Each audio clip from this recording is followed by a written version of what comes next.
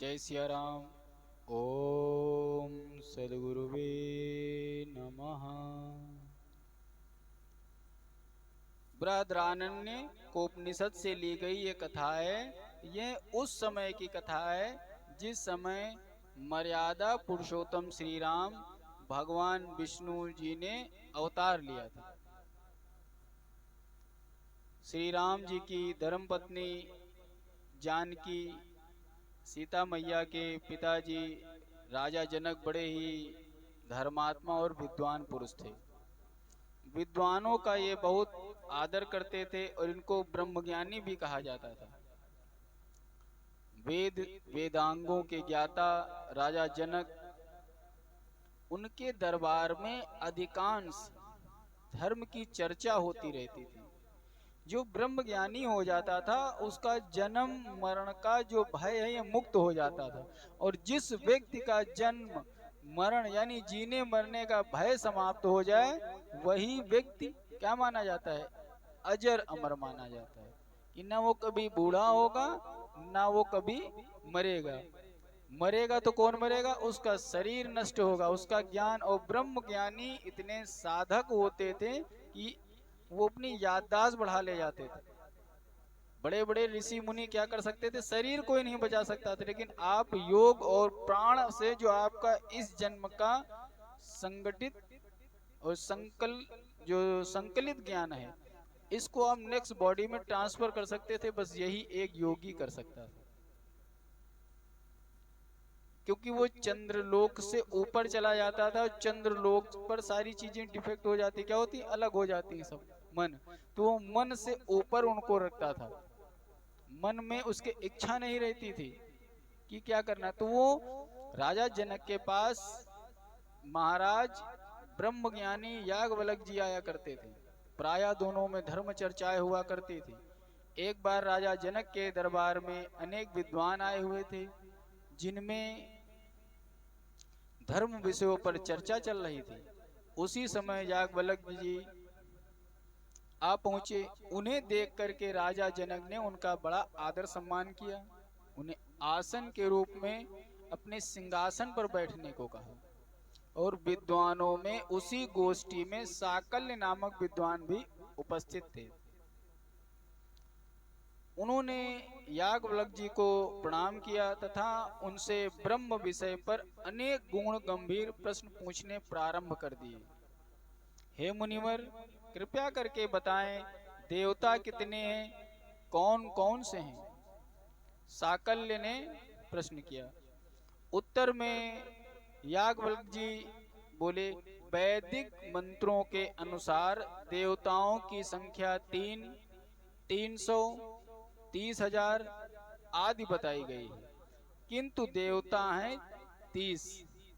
ये हैं 18 वसु, 12 आदित्य, 11 रुद्र। ये सभी देवगण हैं। शेष देवता इंद्र तथा प्रजापति हैं। तो 30 और 2 32, और एक इस तरह कुल मिला के 33 देवता माने गए। कृपया अब इनके नामों का वर्णन करिए। साकल्य के स्वर में गर्व था। ये प्रश्न ज्यादातर यहीं से उत्पन्न हुआ। कितने कोटि, 33 कोटि देवता जो बोलते हैं लोग। अग्नि, वायु, पृथ्वी, आदित्य, द्युलोक, अंतरिक्ष, नक्षत्र, चंद्रमा, वसु हैं।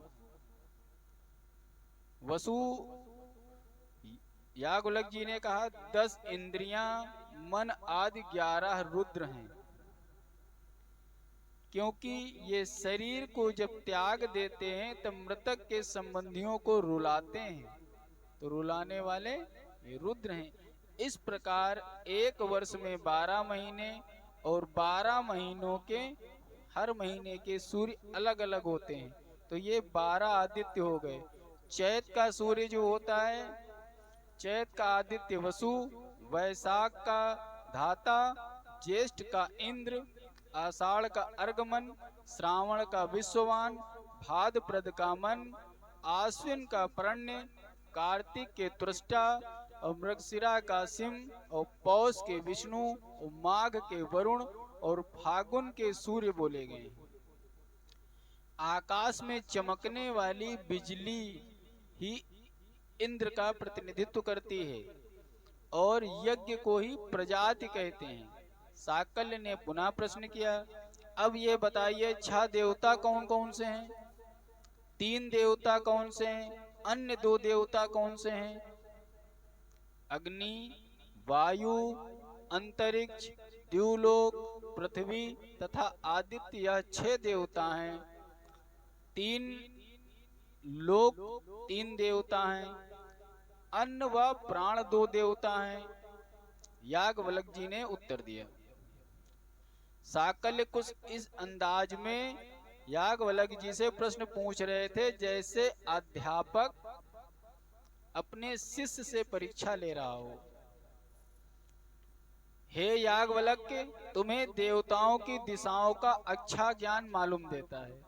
किससे पूछ रहे हैं? महान ब्रह्मज्ञानी जिन्होंने गायत्री अथर्व शीर्ष बनाया था।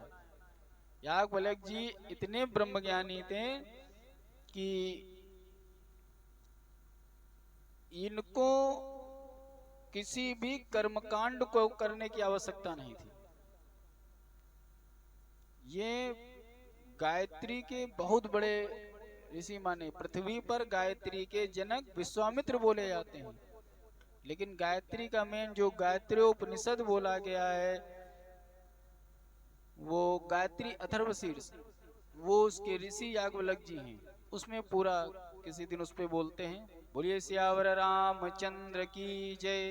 अब याज्ञवल्क्य जी से बोले, तुम्हें देवताओं की दिशाओं का अच्छा ज्ञान मालूम होता है, अतः ये कहिए कि पूर्व दिशा के देवता कौन हैं? सूर्य ही पूर्व दिशा के देवता हैं। मानव शरीर में कहाँ स्थित होता है? साकल्य का प्रश्न था। याज्ञवल्क्य जी ने तत्परता से कहा, नेत्रों में सूर्य का वास है। नेत्र किस रूप में स्थित हैं? नेत्र रूप में स्थित हैं। रूप की प्रतिष्ठा किसमें है? रूप की प्रतिष्ठा हृदय में है। याज्ञवल्क्य जी बिना विचलित हुए साकल्य के प्रश्नों का उत्तर दे रहे थे। साकल्य का अगला प्रश्न था, अब ये बताओ कि दक्षिण दिशा का स्वामी कौन है? याज्ञवल्क्य जी ने उत्तर दिया, दक्षिण दिशा के स्वामी यम देवता हैं। अच्छा, यम की प्रतिष्ठा किसमें है? यम की प्रतिष्ठा दक्षिण में है। दक्षिण की श्रद्धा की प्रतिष्ठा किसमें है? दक्षिण की प्रतिष्ठा श्रद्धा में और श्रद्धा की प्रतिष्ठा हृदय में है। याज्ञवल्क्य जी ने तत्काल उत्तर दिया। पश्चिम दिशा के देवता कौन है? इसकी प्रतिष्ठा किसमें है? साकल्य के एक के बाद एक प्रश्न चलते जा रहे थे। याज्ञवल्क्य जी ने बताया, पश्चिम दिशा के स्वामी वरुण देवता हैं और वरुण देवता की प्रतिष्ठा जल में है। जल किसमें स्थित है?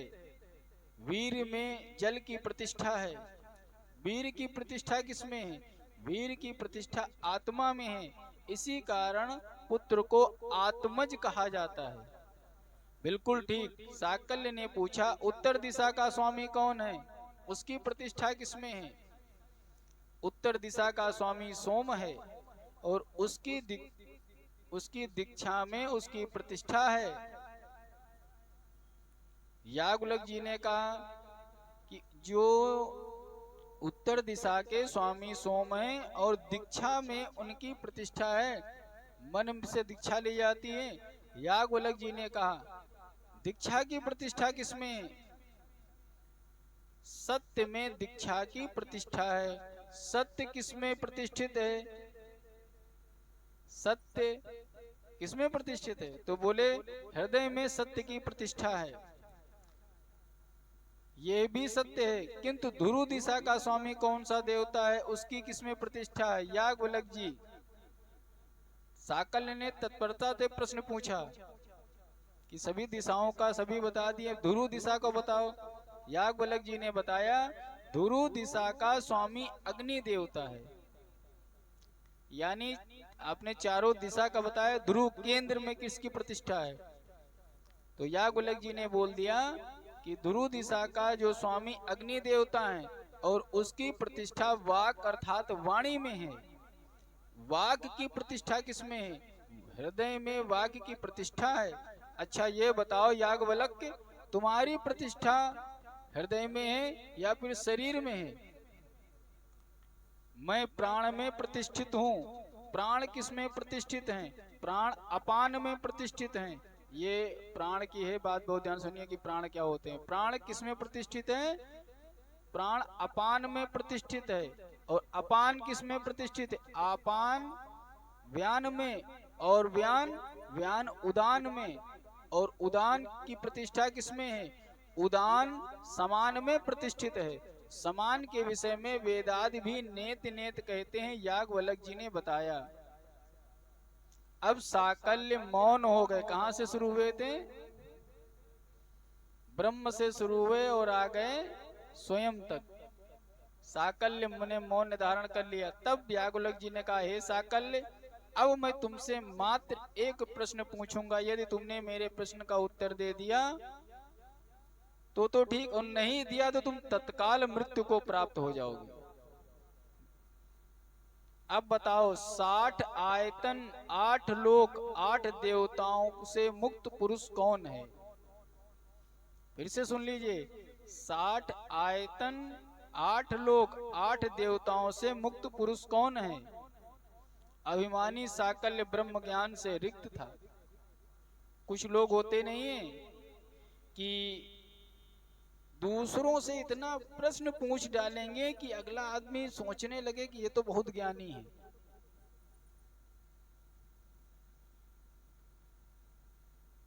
जिसके कारण इस प्रश्न का उत्तर नहीं दे पाया और उसको मृत्यु की प्राप्ति हुई। इसका एक बहुत रहस्यमय आपको बताते हैं। श्री राम जय जय राम। प्रस्तुत कहानी हमें क्या उपदेश देती है? वो जो बताते हैं वीडियो से, खुद को ज्यादा श्रेष्ठ और दूसरे को मूर्ख समझने वाला व्यक्ति अपना अनिष्ट करने के समान है। जैसे याज्ञवल्क्य जी को अज्ञानी समझ करके साकल्य मृत्यु को प्राप्त हुआ। तो अधिक प्रश्न पूछने से कोई ज्ञानी नहीं हो जाता है। दूसरों की आलोचना करने से तुम बुद्धिमान नहीं हो जाओगे। इनको चिढ़ क्या हो गई कि महाराज जनक जी और याज्ञवल्क्य जी के बारे में जितने भी पूरी संसार में रहते हैं दोनों के बारे में जानते हैं। वो गृहस्थ में रहते हुए भी ब्रह्मज्ञानी थे। याज्ञवल्क्य जी उनकी बिल्कुल फ्रेंडशिप टाइप में थी। जब आते थे तो सीट छोड़ देते थे, जनक जी बैठिए याज्ञवल्क्य जी, और उनको सिंहासन मिला। इनको ये विद्वानों में थोड़ा थोड़ा हो जाता है ना, जब ये सतयुग प्राचीन काल से चला रहा है तो आज क्यों नहीं हो पाएगा। बोलिए सियावर रामचंद्र की जय। श्री राम जय राम। श्री राम जय जय राम।